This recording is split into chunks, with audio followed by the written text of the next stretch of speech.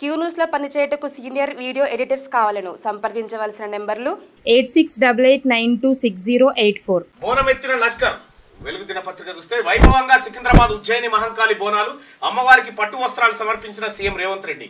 తొలి బోనం సమర్పించిన మంత్రి పొన్నం ప్రభాకర్. నేడు రంగం పలహార బండ్లు అంబారిపై అమ్మవారి ఊరేగింపు అంటూ ఒక వార్తను చూస్తా ఉన్నాం. ఇక బోనమెత్తిన లష్కర్ వైభవంగా సికింద్రాబాద్ ఉజ్జయిని మహంకాళి బోనాలు జరిగినాయి. నిన్న అమ్మవారికి పట్టు వస్త్రాలు సమర్పించిన సీఎం రేవంత్ అంటూ ఒక వార్త. ఇక తొలి బోనం సమర్పించిన మంత్రి పొన్నం ప్రభాకర్. ఇవాళ రంగం ఇక పలహార బండ్లు అంబారిపై అమ్మవారి ఊరేగింపు జరగబోతా ఉంది ఈ రోజు కార్యక్రమం. ఇంకా నెక్స్ట్ సండే కూడా ఆ బోనాల పండుగ ఉండబోతా ఉంది.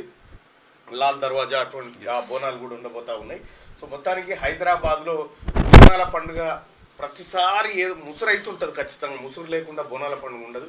ఆ రకంగా మొత్తానికి హైదరాబాద్లో మళ్ళీ బోనాల సందడి పీక్ స్టేజ్కి వచ్చేసింది అనుకోరాదు. మొత్తానికి తెలంగాణ వ్యాప్తంగా కూడా ఇక ఇది అయిపోయిన తర్వాత మళ్ళీ ఊర్ల పొంటి బోనాల పండుగ స్టార్ట్ అవుతుంది. పలారా బండ్లు అయితే ఇక ధూమ్ ధామ్ గా తీస్తారు ప్రతి ఒక్కరు.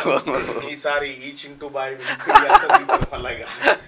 క్యూ న్యూస్ లో పనిచేయటకు సీనియర్ వీడియో ఎడిటర్స్ కావాలను సంప్రదించవలసిన నెంబర్లు 8688926084.